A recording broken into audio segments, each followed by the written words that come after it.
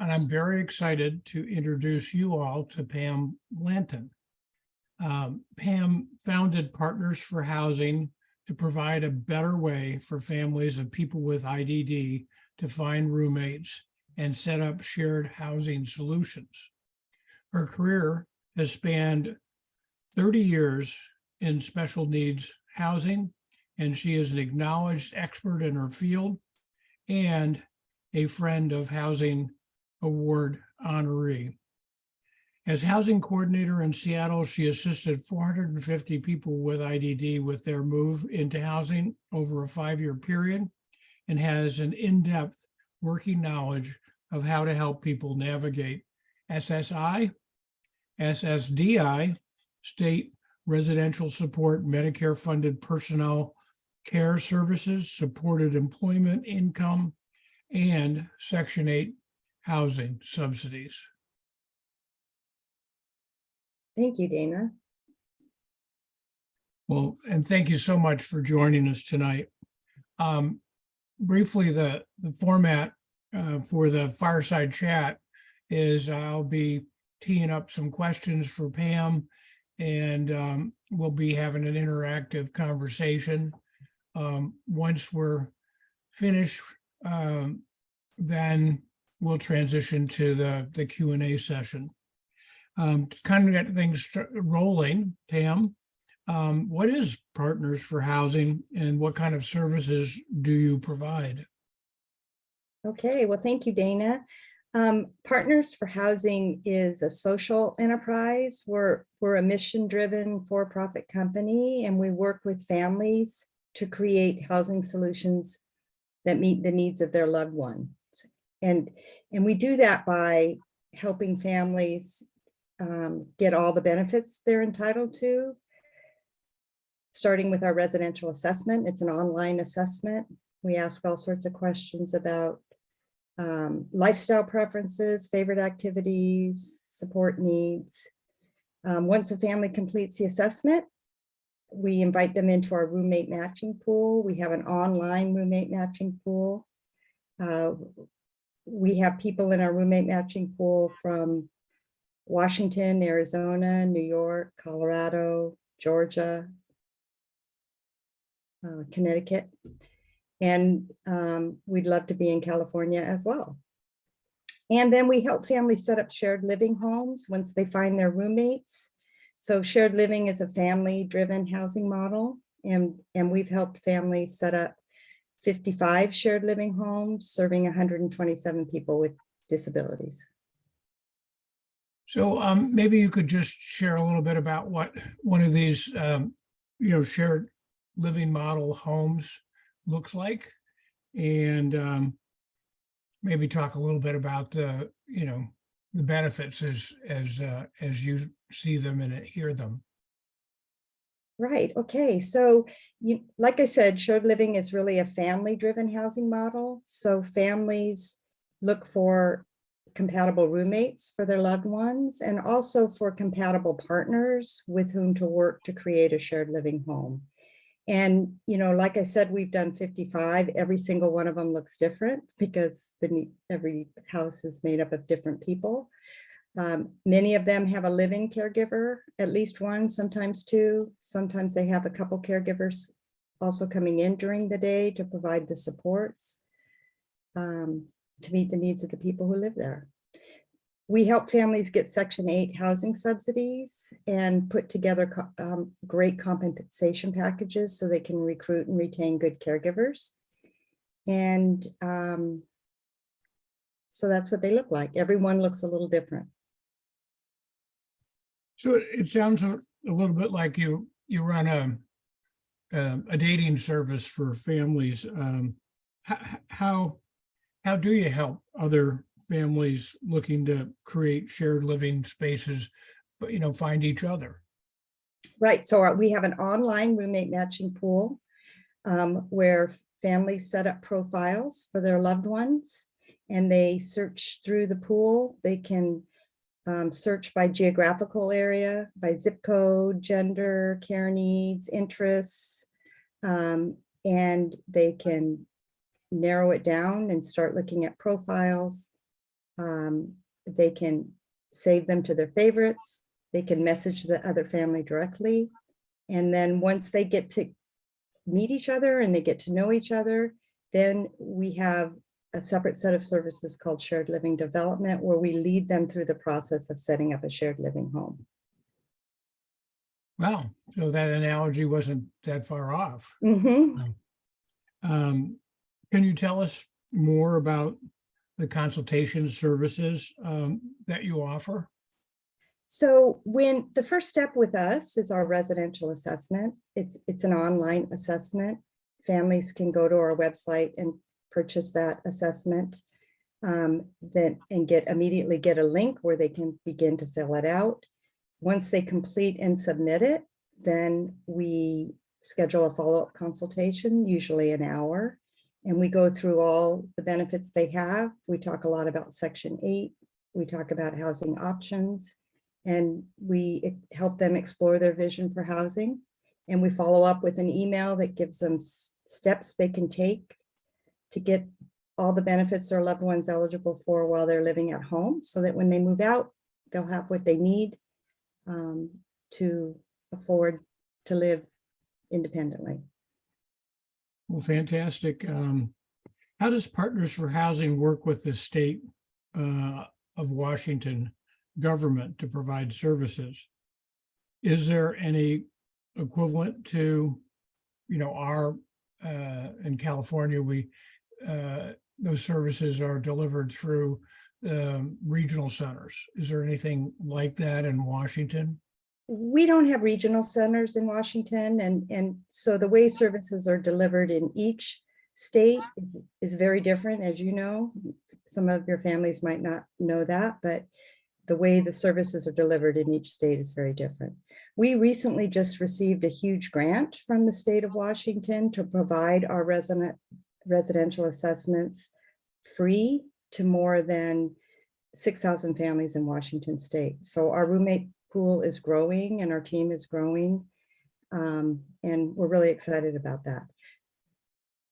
Fantastic. We know that one of the biggest challenges for IDD individuals is having enough financial resources to to find that living situation. What kind of financial assistance is available in Washington for families that are looking for housing for their loved one? Section 8 is a really valuable housing subsidy, and we're actually very fortunate in the Puget Sound area to have one of the best disability voucher programs in the nation that launched in early 2000. And I've been working with it. I was actually on the planning committee in the late 90s when they started that program. And Section 8 is actually a federal housing subsidy, and it really helps people afford housing. There's a lot of accommodation requests that you can make so that a voucher would actually cover the rent for a living caregiver as well. So it really helps families begin to put together these compensation packages. And, everybody gets an assessment from the state of Washington every year from the Developmental Disabilities Administration. And they can use those services to help pay for their support that they need in their home. So you mentioned a voucher. How does that work? I get a voucher and it's a discount? So a Section 8, when a person has a Section 8 housing voucher, they pay 30% of their income toward rent, and the housing authority pays the rest up to a limit set by HUD for that particular geographical area. Okay, that's the same as the way it works here. Yeah, it's a federal program, Section 8. Yep. I just thought you mentioned a state voucher program. No, it's not a state. It's Okay. Section 8. We have a special program here. Our housing authority started years ago when they recognized that they weren't serving people with disabilities well. So they called together all the social service systems in King County and established this program of getting vouchers to people with disabilities. Um, one of the concerns that we always hear from families, is the issue of housing affordability and also sustainability. People are looking for a home for life. What types of funding streams are there to help with this, with the state in Washington? We have a huge housing crisis in Washington. One of the most expensive areas to live, the Seattle area, the seventh most, I think, in the nation. And, in our state housing programs can't keep up with that. And so, like I said, we work with families. Families rent housing on the private market. They get Section 8 vouchers. Sometimes a parent will purchase a home. But the families that we're working with are finding housing on the private market and using Section 8 to help subsidize the rent. So thank you for that. So it's really, you really have to put together a whole bunch of different cards to get the full deck, so to speak. Pulling together all the pieces, right? Yeah. Yep. And All the that's benefits they're eligible for, and then sometimes parents private pay for pieces to make it work the way they right. want it to. And I can see where you're really adding that value to, coach and counsel, them through that process. And that's what we do. We lead families through a process. So, what's it take to create a shared living home and get it up and running? I mean, at least, kind of, I know there's no typical one, but, Sure. what basically ingredients have to be pulled together? So when families, find each other and find roommates for their loved ones, and they're ready to set up a shared living home, they can come back to us. We have caregiver agreements. We help them write job descriptions and help them begin the process of recruiting caregivers. We help with household budgets. We help with the Section 8 process. We have parent commitment agreements, all of the steps. Once the caregiver is hired and everybody moves in, then we offer a 6-month facilitated review process where we have 3 meetings over a 6-month period and help the home launch in a healthy way. And then we're out and the caregiver is managing the day-to-day and the parents are providing the oversight. And then as things change, as they inevitably do, as things evolve over time, roommates move on, caregivers move on, families can come back, and we can offer them consulting services to bring on a new roommate, bring in a new caregiver, onboard the caregiver with a home care agency. So we just coach them through, like you said, that process. Right. I mean, heaven forbid, a couple of roommates decide that they really aren't that happy rooming together. So, and we encourage people to spend time getting to know each other. So ours is not a fast process. If somebody is in crisis or needs housing quickly, we refer them on. It can take 2 to 5 years to set up a shared living home, and so it takes time. oh, fantastic. Is there anything that I should have asked you that I didn't?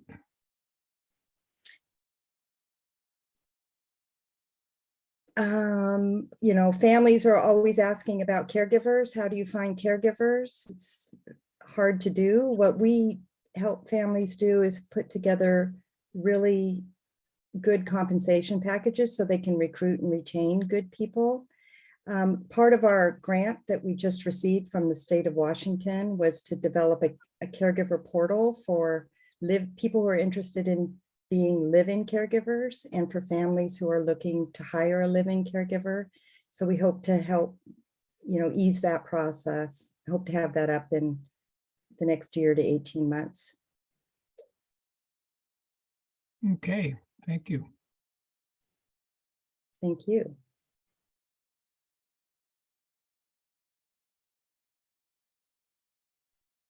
Back to you, Desiree. Yeah, thank you, Pam and Dana. That was a great discussion. I feel like I can speak on behalf of all the audience and say that we've learned so much from your insights. Super informative. I think we can go ahead, get started, open up the Q&A session. So if you have any questions and you have not done so already, please drop those questions into the Q&A feature.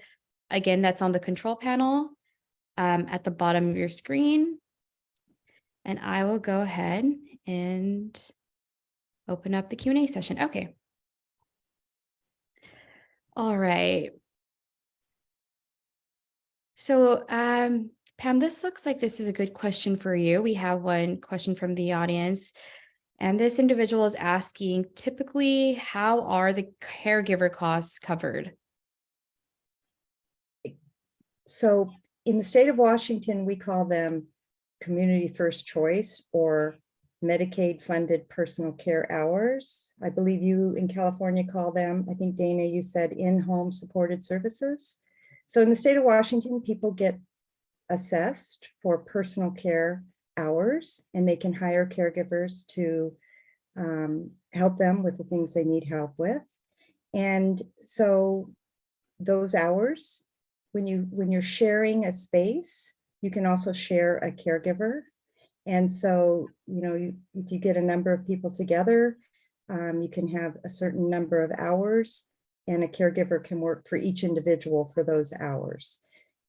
The caregiver is also getting all housing related costs covered by Section 8 when we can get Section 8. And then parents supplement to fill the gap. Okay, great.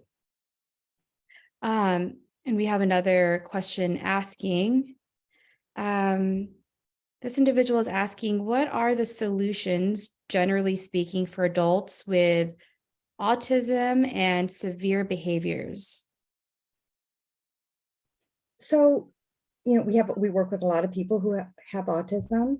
It can be sometimes difficult to do shared living with people who have severe behaviors because typically we're looking at 2 or 3 or 4 people living together in a house with 1 or 2 living caregivers, and sometimes that can be a lot. We have another program offered through our state called supported living, and a lot of people with extreme that need high behavior supports go for a different model of housing. Okay, great. And the same individual is asking a follow-up question. Pam, this looks like a good question for you as well. We have nothing but Section 8 wait list here in the Bay Area. So how can our adults obtain Section 8 vouchers, portable vouchers? Great question. And if you go to our website and look at our news magazine, it was in the spring issue of this year. We published an article called Pro Tips to Getting Section 8. So one of the things you can do is go to a website that's called affordablehousingonline.com. They look at all the housing authorities across the nation that are opening their lists. You can get on as many lists as you want. Typically, you have to live in that housing authority's jurisdiction for 1 year before you can transfer your voucher to another jurisdiction. But if you're a person with disabilities, you can request reasonable accommodation to port your voucher immediately. And we've helped a number of families do that. And so if you go to our news magazine on our website, partnersforhousing.com, you can look for that article. We put it all out there, and we help families do that also one-on-one. I do a lot of consulting on Section 8 because I've worked with it for more than 20 years because of the program we have here in the Seattle area. But we spell it all out in that document on how to navigate the Affordable Housing Online website and how to get on wait lists. Well, Yeah, that's pretty powerful. I never really thought of it, beyond like in the locale that I'm living in. So you're saying that people might apply in Tennessee and get a voucher in Tennessee that they then port back to Santa Clara County? You can put your name on as many lists as you want. And if you're a Wow. person with disabilities, you can request reasonable accommodation to port your voucher. Awesome. Yes. Yeah, that's tricky thing to navigate the Section 8 process sometimes. So that's awesome to hear that Partners for Housing has something that people can go ahead and check out. Great. And we also help families fill out the paperwork, write reasonable accommodation requests.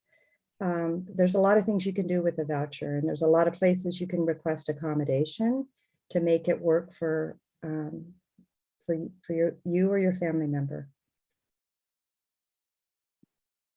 Great. Okay. And Pam, Dana, I think this would be a question, great question for both of you.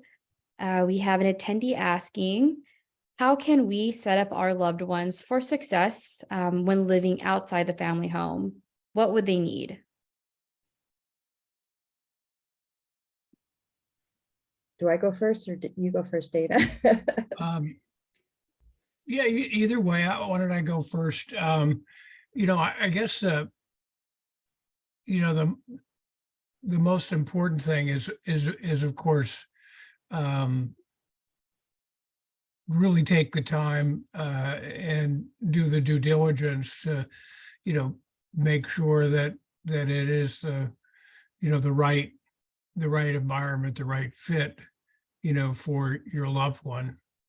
And I think that does take some time and some thoroughness. I think Pam mentioned that sometimes the process takes a while, and I think that's one of the reasons, because if you're going to be living in a shared living environment, you have to be really sure that your loved one is in fact going to be compatible and ultimately will, thrive in that environment.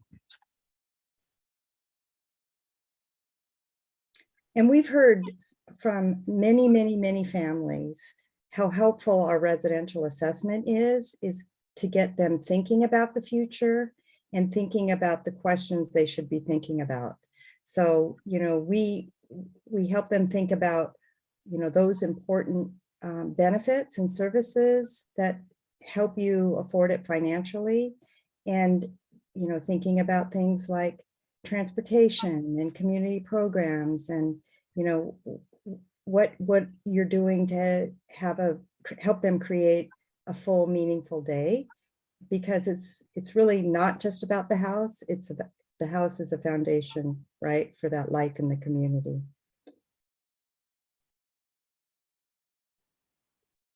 Perfect. And if it's okay to reroute, I know we talked a little bit about the caregivers, but we have another follow-up question on that for you, Pam. How easy or difficult is it to typically find caregivers? And in more particular, is it possible to process immigration for caregivers, such as hiring an au pair? Okay, so I can't speak to that, the last part of your question, immigration requirements, but we have a direct service provider shortage all over our nation, and it is hard to find good caregivers. When you put together a good compensation package, you can attract and retain good people. It's challenging, and I know, at least in the Puget Sound region prior to COVID, I would have 5 or 6 households looking for living caregivers for 4 or 5 months. But since COVID, people are really starting to think about life in a different way. Prior to COVID, we had a really low unemployment rate. People now are thinking about different lifestyles and different ways to work. And not everybody wants to drive, downtown anymore to go to an office from 9 to 5. So our families are finding caregivers now with, robust compensation packages, and they're doing a pretty good job finding people. but it's a challenge nationally, and you know, it's something that we all need to be concerned about. Okay, great. We have another question here, and this is asking, have you catered to a situation where both parents have passed away and there are no close kin? So for us, you know, it's a very, like I said, a family-driven housing model, and it requires support of families. So we, in the beginning, when we start working with families, we have them thinking about who's going to step into your shoes. And, you know, because it does happen, we have had parents who've passed away and a sibling has stepped in. If there's no siblings, some families are hiring professional guardianship services to act in that role, either as a guardian or just as a organization that helps support that person after their parents are no longer able. Let I'm me, always thinking about that. Yep. Sorry, yeah. Dana. No, we're just gonna add that in, you know, in a residential care model that, you know, LSA has, it's not at all uncommon to have someone who whose family has passed away and that they don't have siblings, or maybe they have a niece that kind of, you know, looks in on them, but is in some other state. So, and I'm just going to venture this, it would be true in your case, Pam, with your shared, the family becomes, you know, the caregivers and the family of the others, you know, that are in that shared living situation. And when you see that happen, it can be, you know, quite a lovely thing. And if you think fast forward to those with IDD, you know, living, you know, long lives. I mean, we have a couple of senior, you know, homes, you know, where people are in their 70s and early 80s. So, you know, they typically, you know, don't have those families. So it's a good thing. It can be a substitute for, you know, for that original family. Okay, great. We have another question here, and this attendee is asking, how do you determine if a family is a good candidate for shared housing? And Dana, if you could also follow up with, in addition to that, what are the qualifications for an individual for signing up for LSA home? All right, well, maybe I'll answer that first. You know, at least here in California, with the regional center system, an individual will qualify for services and have a service coordinator, and the service coordinator would work with the individual and his or her family to, you know, to do many of the steps that Pam was referring to in terms of, you know, making assessments and exploring different options. At some point in the process, you know, the service coordinator will help that family find an opening in a program that would be a good fit with their needs. And that's kind of at the point where we might, you know, get a referral for an opening. And once we get a referral, then it becomes well, kind of a fast track of Pam's process, everybody getting to know one another and exploring, you know, exploring the situation to come to a conclusion about whether or not that is in fact really a good fit, and therefore we should we should move forward. And we have a lot of information on our website about, and we have an article that asks that question, you know, am I a good candidate for a shared living home? But really, you know, we want families to explore all the housing options that are available and decide for themselves and their family what's the best fit for them. And we help them think through that as we go through our residential assessment process and the follow-up consultation. And you know, it takes time and work to set up a shared living home, and it can be a really beautiful situation, and it's not the solution for everybody, but it certainly does help a lot of people who have a particular vision of what they want to have. Okay, great. And another question here, and Pam, Dana, this is both for you as well. First part is for Pam. How long does it really take to create a shared living solution? And then Dana, how long does it usually take to create homes like LSA creates? So we tell families that it can take 2 to 5 years to create a shared living home. You know, it takes time to get on lists, to get the benefits that you're entitled to. It takes time to find compatible roommates and compatible parent partners that you want to work with. And it takes time to go through the process of setting up the home. So it takes time.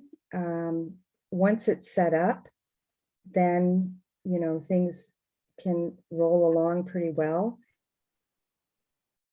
And things are forever evolving too. So I say 3 to 5 years. Start planning early, and you know, it's never too early to start.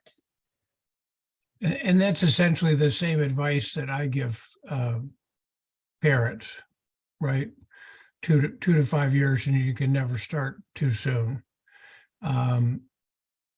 The second part of that question was really more geared around, you know, opening a new LSA home, and there's a couple of pieces to that, or actually there's a bunch of pieces, and I'll just describe them in rough sequence, and then I'll kind of circle back on a timeline. The first one is raise enough money to be able to buy that new home.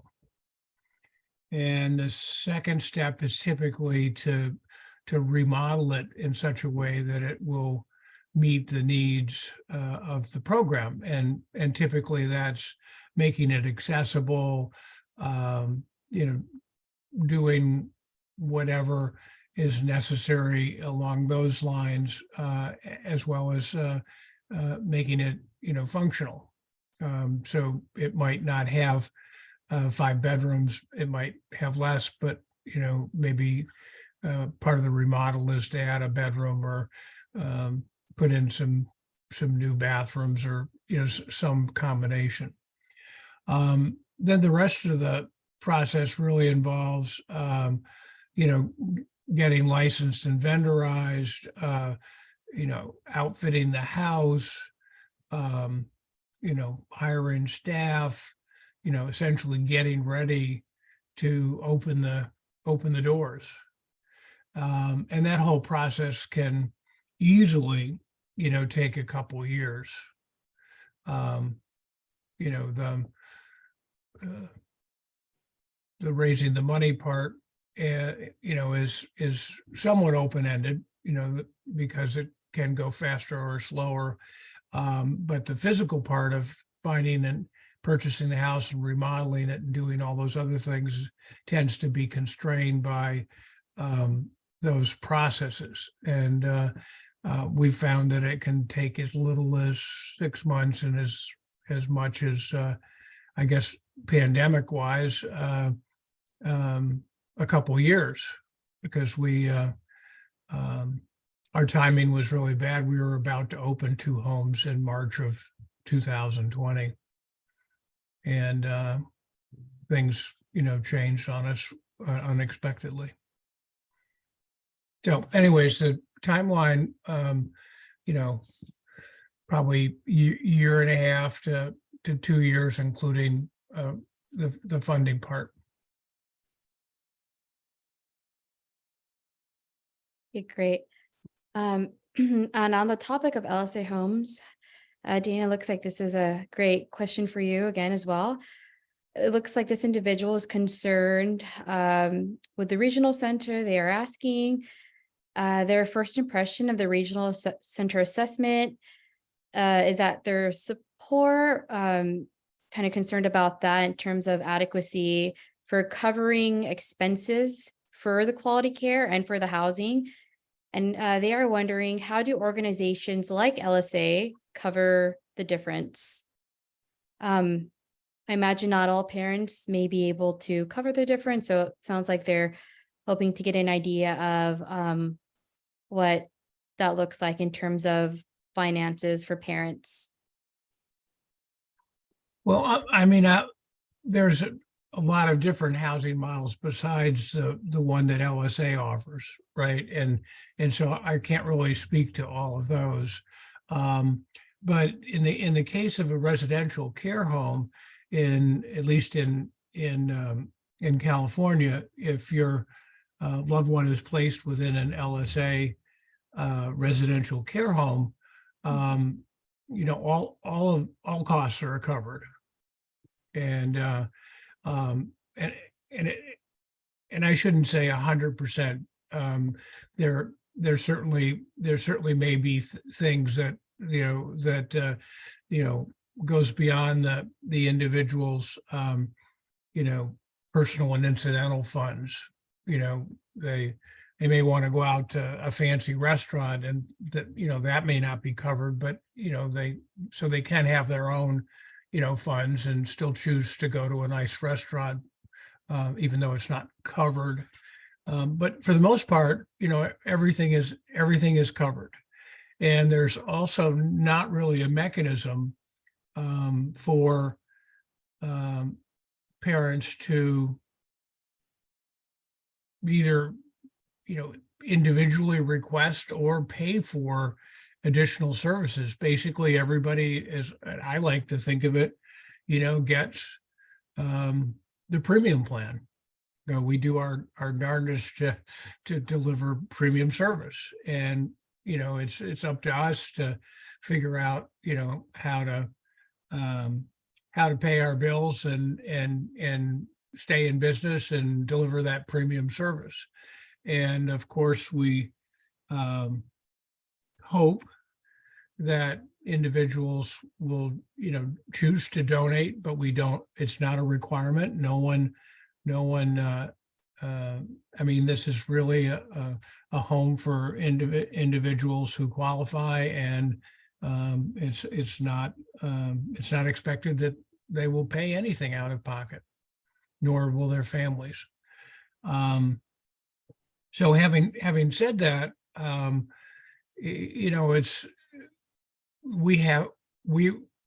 do we receive our monies? Well, our monies are come with, from the regional center with rates that are established by the state. So in a particular level home, for that house with 5 residents, we'll get, so much in a rate per month. And then families will, or the individuals who live there will receive most of the rate from the regional center. And then we typically get some of the rate from the individual if they're getting SSI, because, we're essentially providing housing and food that SSI is designed to cover for them. So yes, they do use their public funds, and they're supplemented by the public funds that are made available through the regional center to, essentially pay for that place in one of our homes. And then we work really hard to deliver, as I said, high quality services and run run as efficiently as we possibly can. It's not easy. It's been increasingly difficult to, to find, quality and retain quality staff, given the rates that we receive.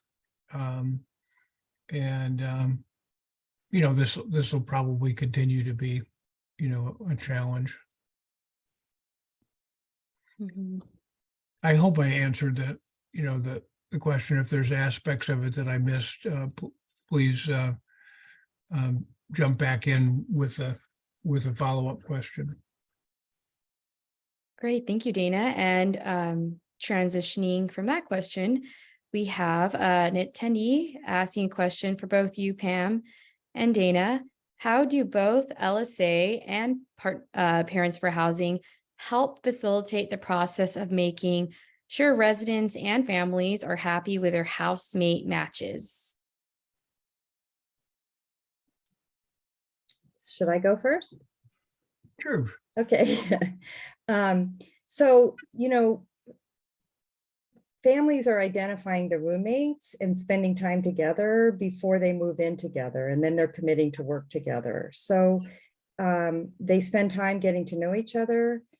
We help the houses set up household rules based on the needs of the people who are living there and what they want. And so all that looks different for each house. And, sometimes there's issues between roommates, no doubt. And so having monthly meetings to talk things through and, having some household rules that are fluid that you can add to as you go on, and just giving everybody a voice and having it be heard can be really helpful. That's a tough one. I would say that, most of the time, it works really well. Everybody's committed to working together. Of course, we have house rules, and, life's not perfect.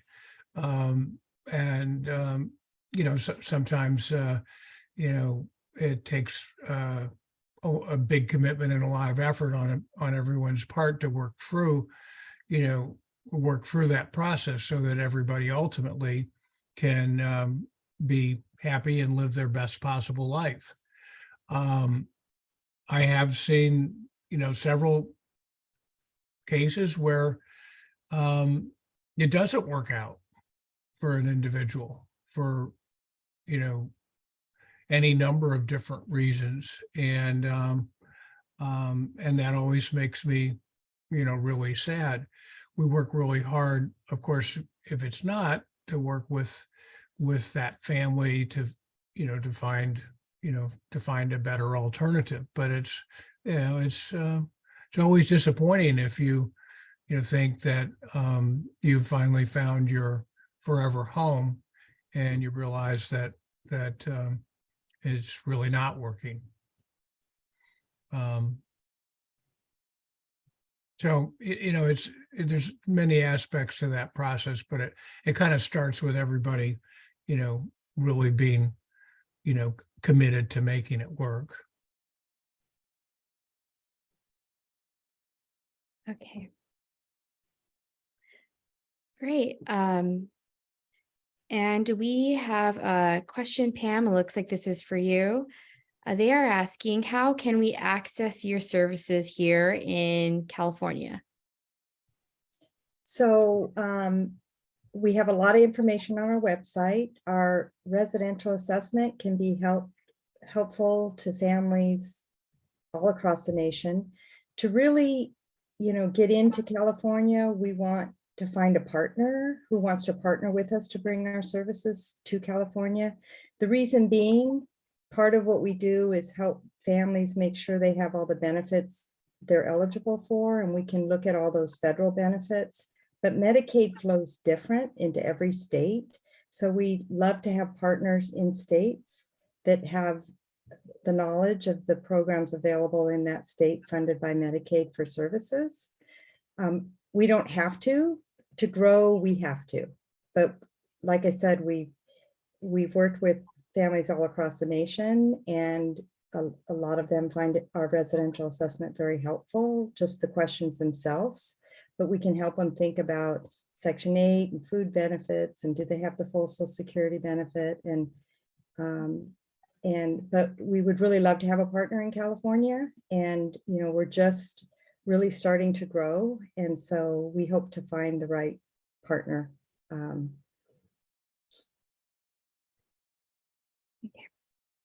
Great. I see one question in the chat that I'd like to answer, if that's okay, Desiree. Yes, of Um, course. What makes shared living attractive to many families? I'd like to rephrase the question. And what makes shared living attractive to individuals with IDD? And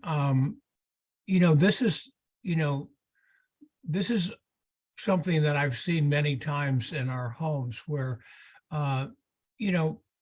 it's wonderful. You grow up in your parents' home, and you're a special guy, and you get all kinds of love and support. And but then when you get out and you get your own place, and you share it with people that that you love or you like, and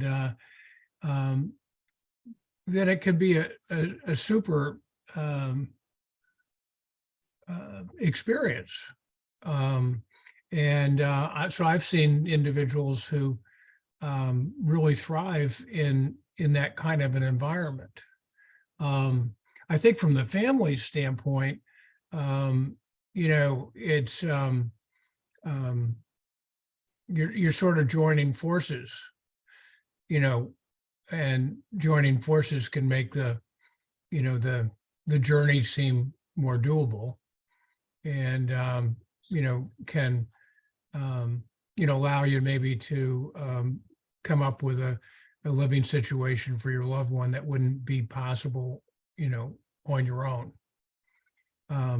But it's the social interaction, and not just with with the people you live with, but also your caregivers, and the families of your roommates that can really make it a special sort of living experience. Mhm. And You Pam, answered I'm that- sure you have your. No, I mean, you answered that beautifully. There's certain options that are available through the state, and not everybody fits into that. And so families who want to take the lead to create something of their own, shared living is a way to make it more affordable, and reduces loneliness and isolation when people have living with their friends that they share interests with. So yeah, I think you did a great job answering that, Dana. And I think it's the same, really, living with people, that you're compatible with, that you share interests with. And there's different ways to do that. And sometimes you can get that through a state program, and sometimes you want to do it on your own. And if you don't fit into a state program and you want to do it on your own, we're a place people can go to help walk them through the steps to do that. That was very beautifully said, Pam and Dana.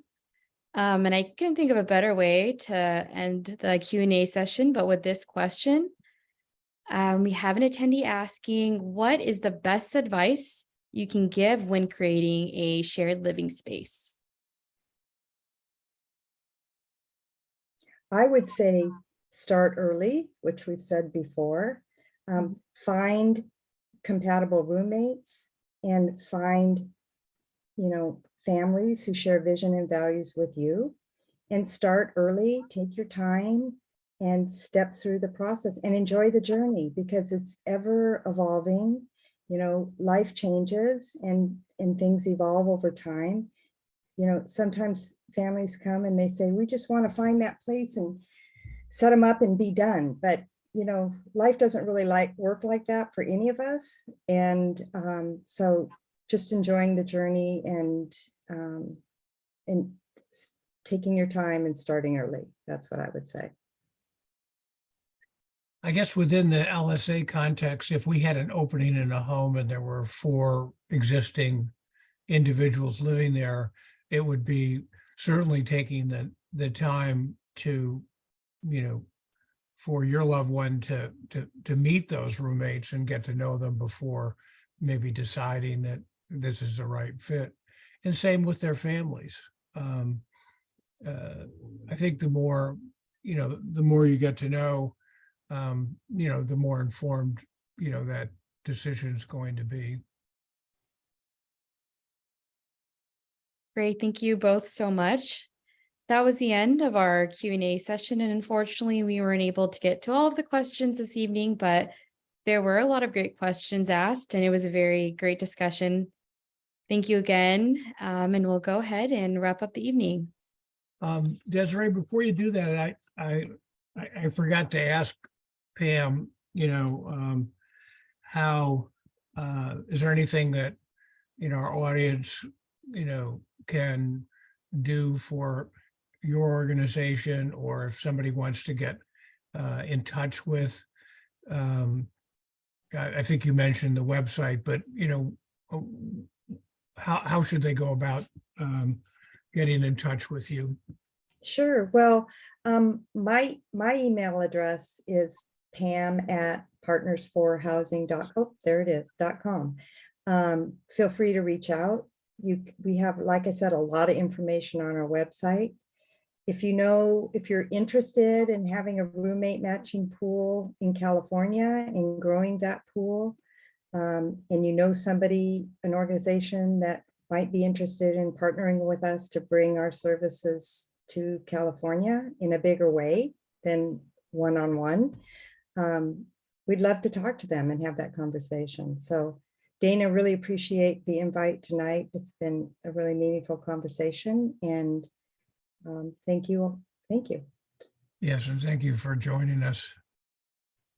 Thank you, Pam. And you'll find Pam's contact info again here on the screen. And there should also be some links on the chat. So check that section out. Thank you, everyone, for all of your questions and for joining us tonight for IDD Topics and Trends with Pam Blanton. As always, please keep in touch. You can visit our website, check out our social media, or contact us through email. And please also register for the remainder of IDD Topics and Trends series.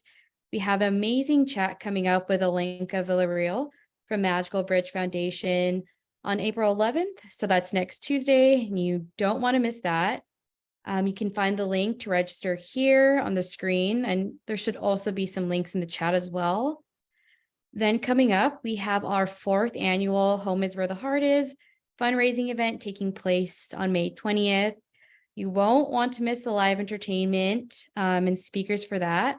We have James Durbin for all you American Idol fans out there. And we will also have comedian Regina Stoops. You can register for this free event using the link in the chat, but also please feel free to head over onto our website, lsahomes.org, and you can find the event information, registration link, and all that great stuff there as well. Thank you so much, everyone. Again, we will see you next time. Thank you all, and have a great rest of the evening. Thanks, everybody. A good night. Thank you. Thanks again, Pam. Okay, thanks, Dana. And thank you, Desiree. Thank you, everybody.